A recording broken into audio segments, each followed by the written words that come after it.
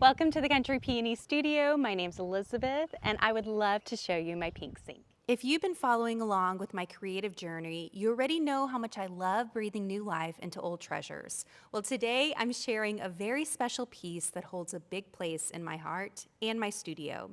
This gorgeous pink cast iron washboard sink is one of my absolute favorite finds, and yes, it does have a story.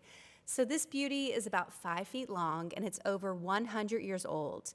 And it originally came from the very farmhouse where my family and I currently live.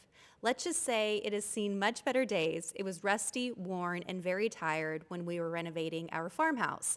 But I saw its potential. I knew deep down it had so much more to give, so I reached out to the incredibly talented Clawfoot Doctor in Industry, Texas. He worked his magic, he sandblasted the entire surface and gave it the dreamiest baked-on finish in the sweetest shade of pink that is called Charming Pink by Sherwin Williams.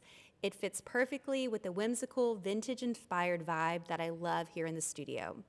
Watching the sink go from drab to totally fab was like watching pure magic. And now it fits right in with my pink pendant light, the white cabinets, and of course, my beloved pink SMEG fridge.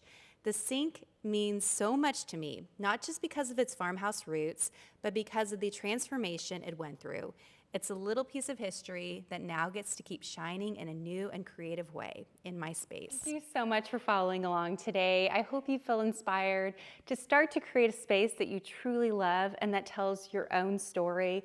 My pink sink makes me so incredibly happy, and I think that's what design should be about, just bringing joy into your life, into your space, and just having fun with the entire process. If you want to see more simple tutorials, crafts, whimsical spaces, or my thrifting adventures, please subscribe here and join me over at countrypeony.com. I would love to have you there. Until next time, I hope you have a great rest of your day, and I'll talk to you soon. Thank you, guys.